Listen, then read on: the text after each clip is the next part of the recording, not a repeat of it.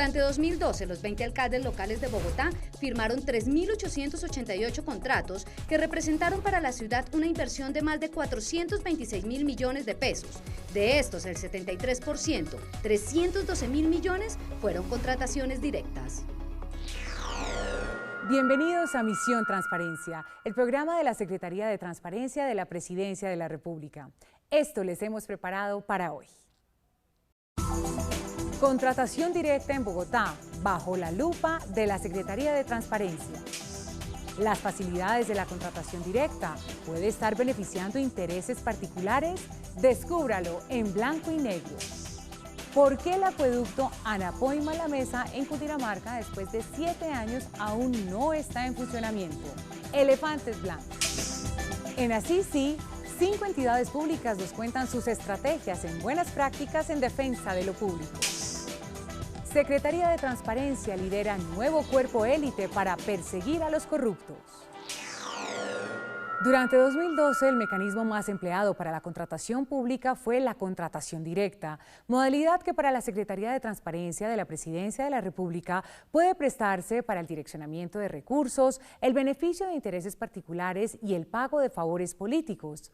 Hoy les presentamos el primero de una serie de informes sobre el estudio que la Secretaría viene realizando en el país sobre este tema y comenzaremos poniéndole la lupa a Bogotá.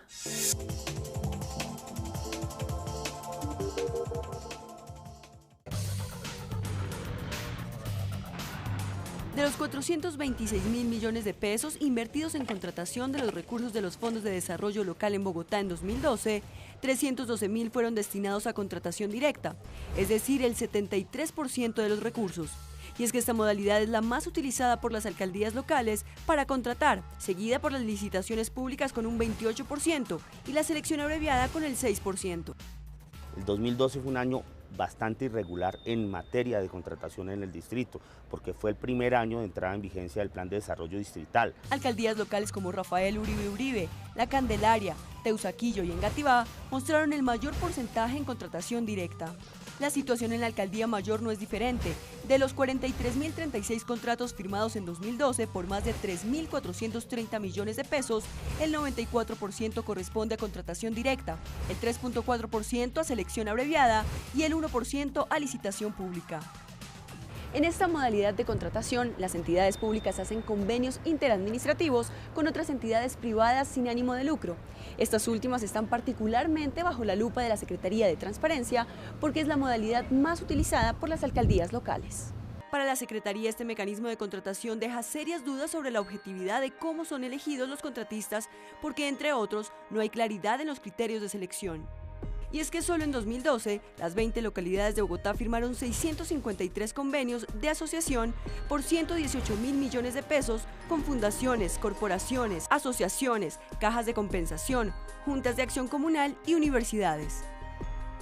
En el caso nuestro, en Engativá, creo que firmemente no debiéramos o dejar para un caso muy excepcional el tema de convenios de asociación. Por lo menos nosotros no estamos haciendo en Engativá convenios de asociación. Servicios alimentarios, formación técnica, actividades recreo-deportivas, campañas educativas y procesos de inclusión social son algunos de los proyectos y actividades para las que fueron firmados los convenios. Nosotros ahorita básicamente lo que estamos trabajando fueron un proceso de asociación, por ejemplo, para el tema de emprendimiento.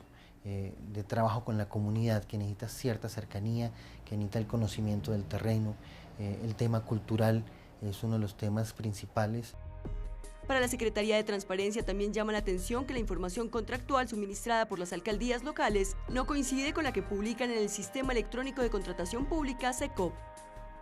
A la lista se suma que no se encuentra un criterio claro a nivel distrital respecto a qué tipo de bienes y servicios pueden ser contratados mediante convenios de asociación, y que algunas de las organizaciones con las que se han firmado convenios desarrollan sus actividades al mismo tiempo en varias localidades de la ciudad, lo que les permitió, en 2012, obtener recursos por más de 3.000 millones de pesos.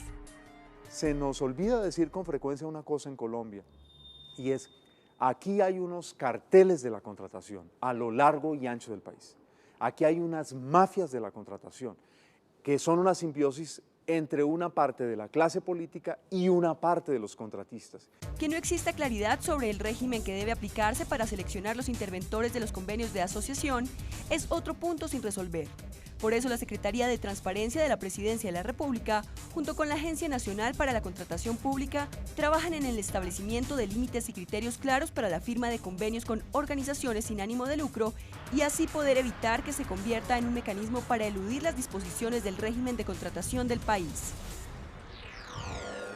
Aunque a través de la contratación directa se pueden agilizar los tiempos de contratación y por lo tanto el inicio de los proyectos, esto no necesariamente garantiza la participación en igualdad de condiciones de distintos oferentes que podrían prestar los mismos servicios en el nivel local.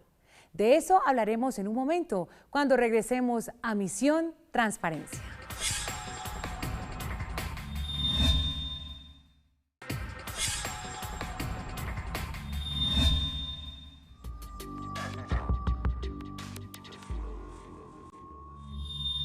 Licitación pública, selección abreviada, concurso de méritos y finalmente contratación directa son las modalidades con que cuenta el Estado para contratar. La pregunta inicial es ¿por qué la mayoría de entidades del país deciden aplicar la contratación directa? Para hablar de esto nos acompañan en el estudio la doctora Angélica Lozano, concejal de Bogotá, y el doctor Iván Casas, asesor de la Secretaría de Transparencia de la Presidencia de la República. Muchas gracias por acompañarnos. Si se supone que las licitaciones deberían ser el mecanismo de contratación más empleado en el país, ¿por qué la mayoría de entidades deciden aplicar la contratación directa? Por ejemplo, en Bogotá, solo en 2012 el 73% de la contratación se hizo con esta modalidad. Es preocupante porque la regla es la licitación, la regla es el concurso objetivo, que se compita por un contrato, por qué empresa presta el servicio al Estado, esa es la regla. Pero las excepciones razonables y válidas que deberían ser en una porción mínima se volvieron la regla y el resultado que la Secretaría de Transparencia ha hecho es alarmante y es real, pero no nos podemos engañar, detrás de esto hay muchos vicios e intereses. El carrusel de la contratación en Bogotá es la prueba. Concejales actuales como Andrés Camacho Casado del partido de la U montó él solito 4 o 6 fundaciones, ONGs, y desde ahí hizo una contratación multimillonaria para arreglar vías, medio hicieron las obras con baja calidad y la plata al bolsillo. Es inadmisible, por eso yo celebro las alertas drásticas que ustedes están poniendo. Bien, que complementando a la concejal, hay unos casos muy excepcionales en donde se puede utilizar o recurrir a la contratación directa, cuando hay una urgencia manifiesta, es decir, cuando se debe de verdad atender de manera urgente la prestación de un servicio o cuando se debe garantizar la continuidad de la prestación de un servicio para una comunidad. Pero esa, como decía la concejal, es la excepción. Tristemente hemos encontrado en la Secretaría de Transparencia, por un lado, en la contratación de las alcaldías locales de Bogotá, un uso muy recurrente de la contratación directa a través de modalidades como los convenios interadministrativos, los convenios de asociación y los contratos de prestación de servicios, pero nos preocupa todavía más la práctica de la contratación directa en las entidades del nivel central. Encontramos que en los 12 sectores de la administración distrital el año pasado, durante el 2012, se celebraron alrededor de 40.000 contratos y de esos 40.000 contratos el 94% fueron contratación directa. ¿Qué deberían hacer las entidades? Deberían tener una planeación adecuada, saber que una licitación se demora 4 o 5 meses y prever con tiempo esas contingencias para poder adelantar procesos públicos y transparentes de selección. Sí, porque uno pensaría que la contratación directa por sí misma no es mala. Es una modalidad que está en la ley que se puede usar en pocas ocasiones y cuando se justifica. Necesita un servicio que solo sabe prestar esta entidad, esta empresa justificada, lo podemos hacer. Pero confluyen 2 vicios. Uno, que nos coge la noche en la administración pública en Bogotá y en todo el país.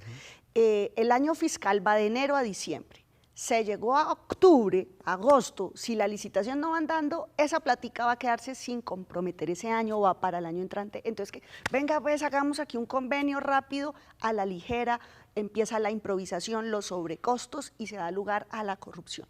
Ese es un proceso.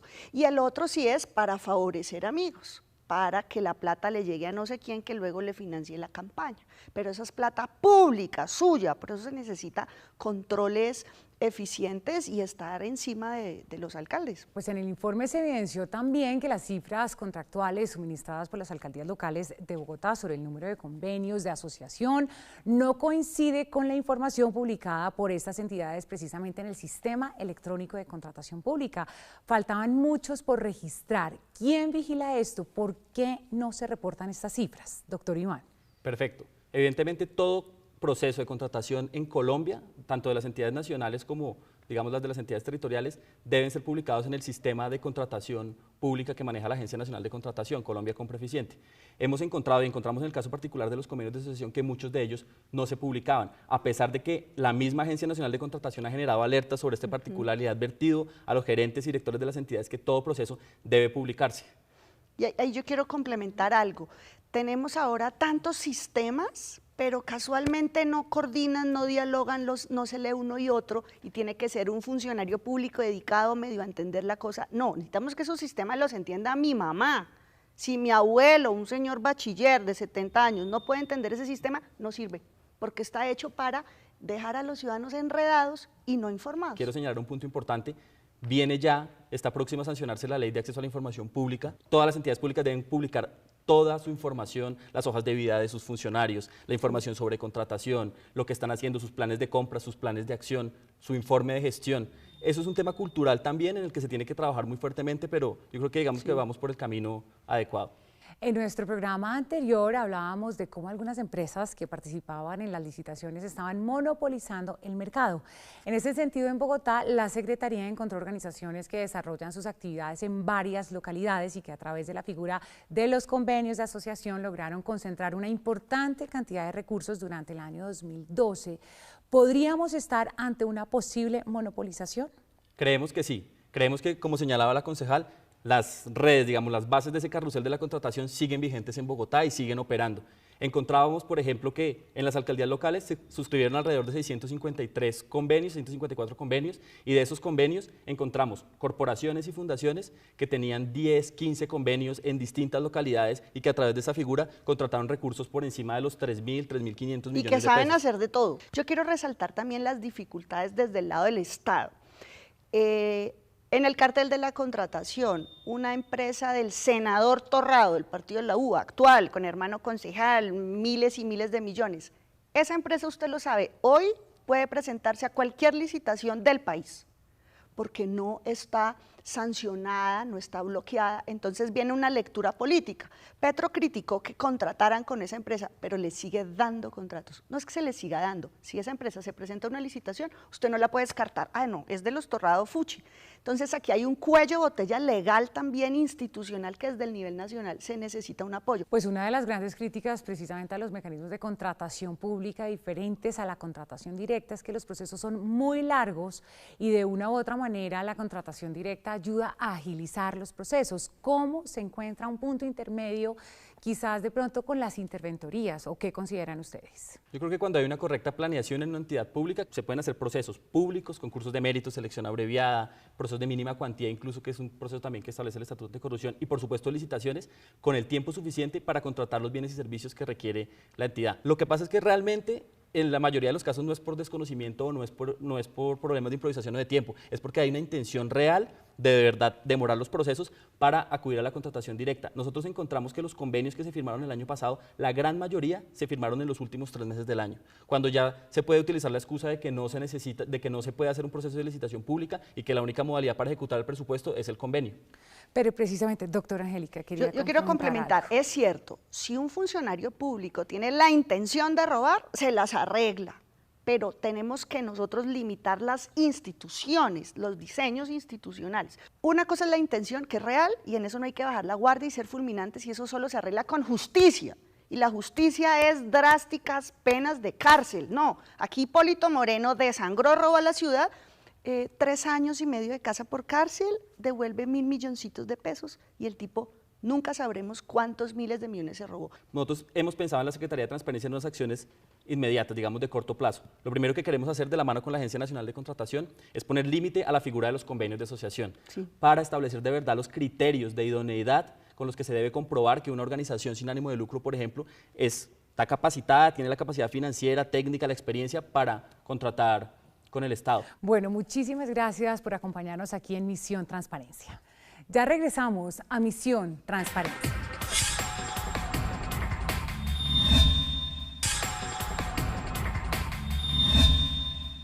Estamos de vuelta en Misión Transparencia, el programa institucional de la Secretaría de Transparencia de la Presidencia de la República. 4 contratos en 7 años y más de 39.000 millones de pesos se han invertido en el acueducto Anapoima-La Mesa en Cundinamarca. Sin embargo, aún no está funcionando. Esta es nuestra historia de hoy en Elefantes Blancos.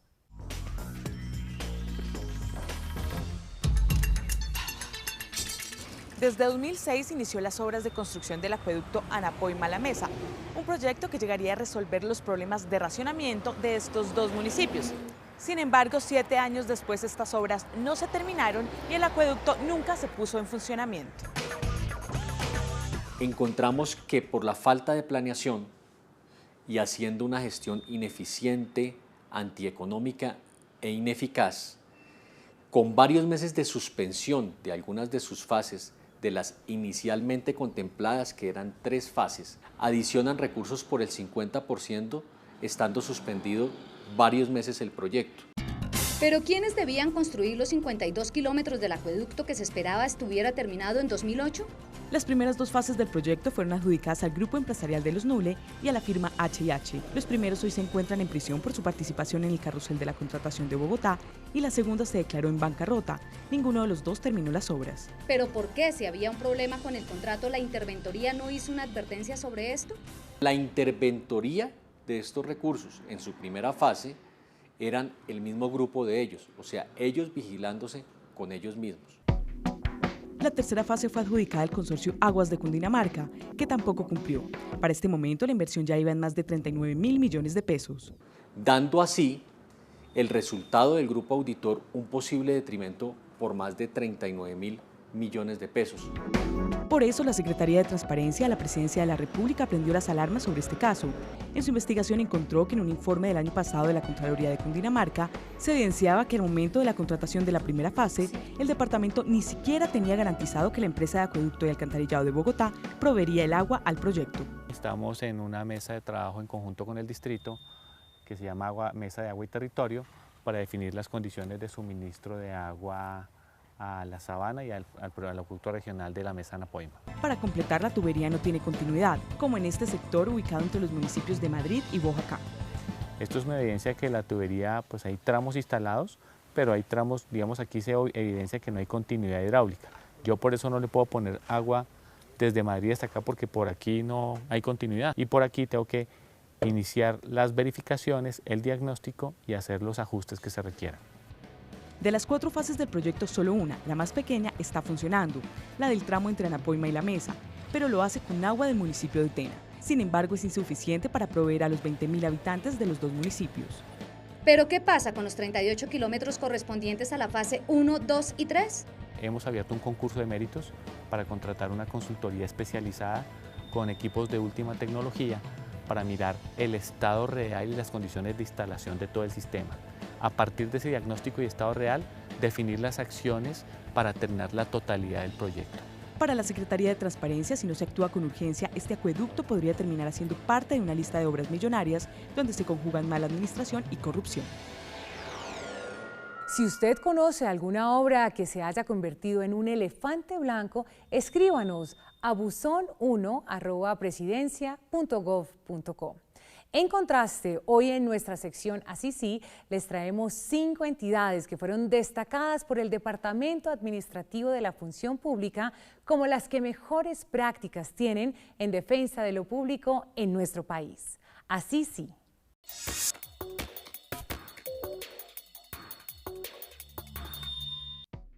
El agro, la Amazonia, las personas con discapacidad visual, el sector solidario y la cooperación internacional tienen mucho en común. Son los sectores que representan 5 entidades que, según la función pública, tienen los modelos más destacados en rendición de cuentas.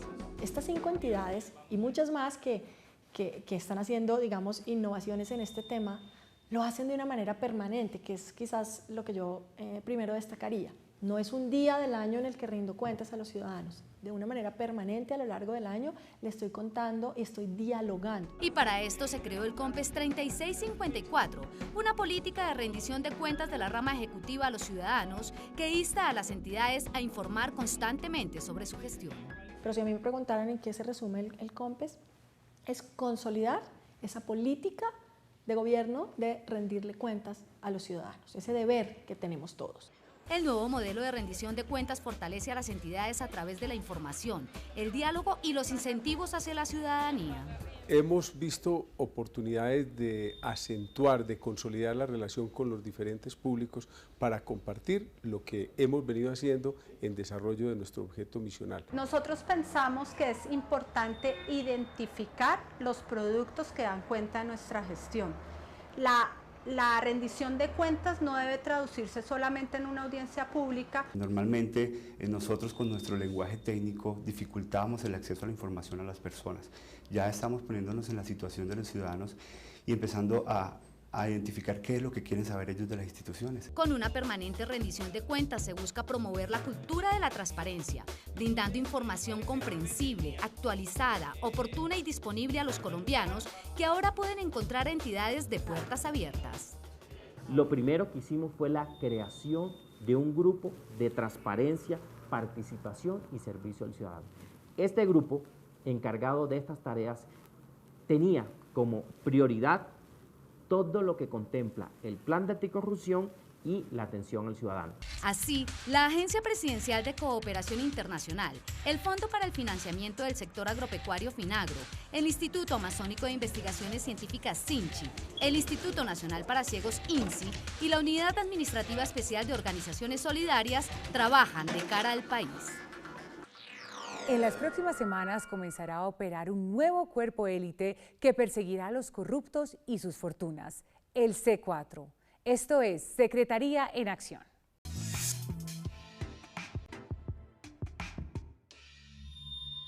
Debido al alto índice de corrupción que se presenta en el país, se creó el Centro de Coordinación contra la Corrupción C4, un trabajo interinstitucional que se desarrollará entre 5 entidades: la Fiscalía General de la Nación, la Unidad de Información y Análisis Financiero UIAF, la Dirección Nacional de Inteligencia, la Dirección de Inteligencia de la Policía y la Secretaría de Transparencia de la Presidencia de la República. El C4, por sus siglas, es un centro de coordinación contra la corrupción, en un esquema basado en cómo funcionan los grupos élite y las fuerzas de tarea conjunta. Y básicamente lo que significa es una reacción del Estado contra las organizaciones criminales en general y en particular contra las que están articuladas con mecanismos de corrupción. El modelo de trabajo contempla reunir toda la información sobre casos específicos donde se presuma hay actividades ilícitas, para luego convertirla en pruebas judiciales, pruebas que permitan asegurar una condena y, de ser necesario, la extinción de dominio de bienes. Nosotros utilizamos la inteligencia técnica y policiva de la UIAF y de la Agencia Nacional de Inteligencia para realizar procesos penales en concreto, es decir, utilizamos esa información, hacemos el análisis judicial que toca hacer de esa información y, por supuesto, cuando tengamos hipótesis delictivas concretas, las llevaremos a judicialización. Este cuerpo de investigación actuará en casos de gran impacto en el que estén comprometidas grandes sumas de dinero, como el caso del desfalco a la Dirección de Aduanas e Impuestos Nacionales DIAN, en el que se logró la incautación de bienes por 40.000 millones de pesos y sentencias anticipadas de las principales fichas del escándalo. Cada día estamos ingeniándonos nuevos mecanismos, nuevas estrategias para acabar con ese flagelo que hoy afecta en gran medida al Estado colombiano.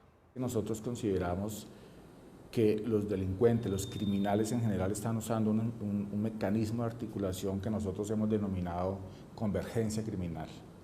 Los grupos criminales están interactuando entre ellos, están realizando juegos cooperativos, estableciendo relaciones simbióticas entre ellos para poder ser más eficaces en la comisión y obtener los resultados del delito. Eso lo que significa es que el desafío contra el crimen es cada vez más grande. En sus manos está ayudarnos para que cada día tengamos un país mucho más transparente. Por eso emplee los mecanismos de denuncia que ha dispuesto el Estado para usted, como nuestro correo buzon1@presidencia.gov.co. También puede escribirle al secretario de Transparencia a su cuenta en Twitter, @RafaelMMerchan. Y si quiere conocer más de las acciones que adelanta la Secretaría, ingrese a www.secretariatransparencia.gov.co. Nos vemos en nuestro próximo programa, aquí en Misión Transparencia.